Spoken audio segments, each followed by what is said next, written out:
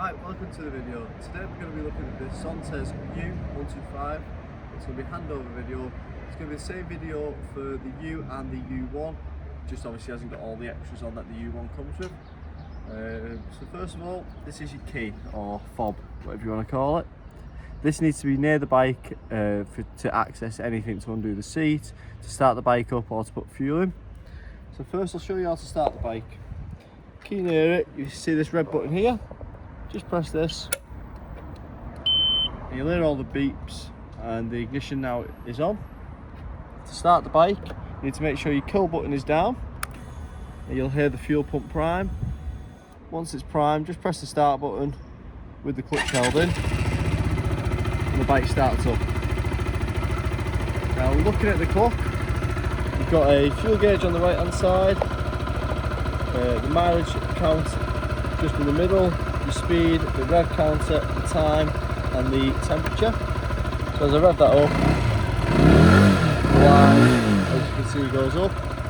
When you first start it up, you will have an ABS warning light on. That does go after 15 yards of riding. Once the wheel's done a couple of rotations, that does turn off. On here you've also got your high beam warning. So when the high beam comes on, and the same with the indicators, right and left. So let me show you these switches. So on this right hand switch, you've got the start button that we just press to start the bike. You've also got this light switch. Now you can't actually turn the lights on and off, but what this light switch does, it's a bit hard to see. You see the red glow around the switches. Turn that off, it turns that glow off. Above this you've got the eco button, so you can press that, you get slightly better miles per gallon. And then above this is the kill button. We'll come back to that in a second.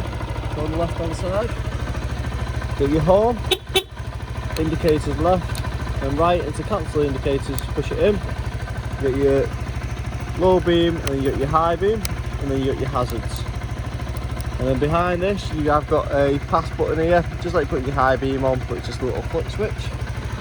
So when you turn the bike off, you haven't obviously got a key to turn it off with. The first thing you've got to do is go back to this kill button and turn the kill button off. That'll turn the engine off. Now all you got to do then is hold this red button down, you'll hear it beep and you'll hear that click. Now what that click means is, when I lift it up I can turn the steering, but as soon as the steering goes to the left it locks it. So just be careful if you're pushing it round with the engine not running, because it will lock. To turn that off, all you do is press the red button and you can move it round again just as normal. Now when it's in this position, so the engine not running, you'll notice you've got two buttons just on here. You've got fuel and seat. Now to get into this fuel cap here, all you do is press that fuel button and it pops up. And it's just a normal fuel cap, just unscrews off.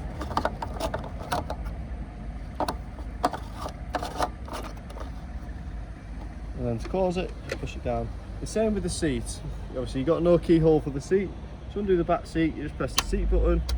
That undoes the little lock, just here, as you can see. And the seat just slots back on, pushes down and locks in place. The other things you can do up here, you have got adjustable levers. So if you pull the lever out, you can see that pin moves in and out.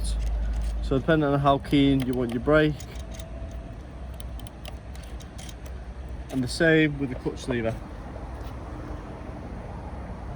The other thing you can do, if you're servicing the bike or if you're doing any work on it and you don't want to leave the ignition on, but you don't want the steering lock to come on, if the dashboard is on but the bike isn't running, if you do walk away from the bike with the key,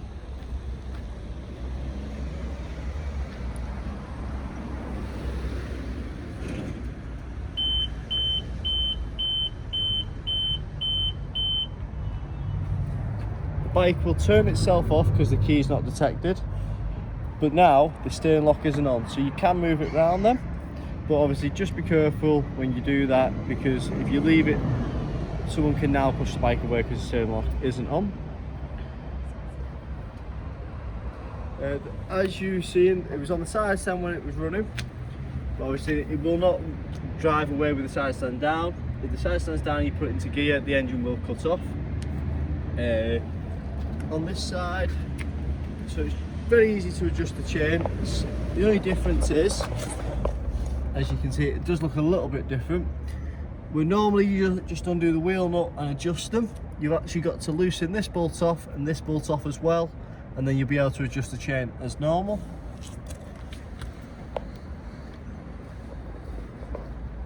Checking the oil is on this side. You've got a little window here, as you can see. The engine has to be cold and not run for at least 15 minutes just to let the oil to settle down, but I'll lift it up now just so you can see what you're looking for. So in that window you'll see the golden oil, obviously when it's level, and then back on its side stand. So you want your oil to be in between the two lines, but you have to have it on a flat surface and the engine cold. Obviously we can't get an accurate reading right now.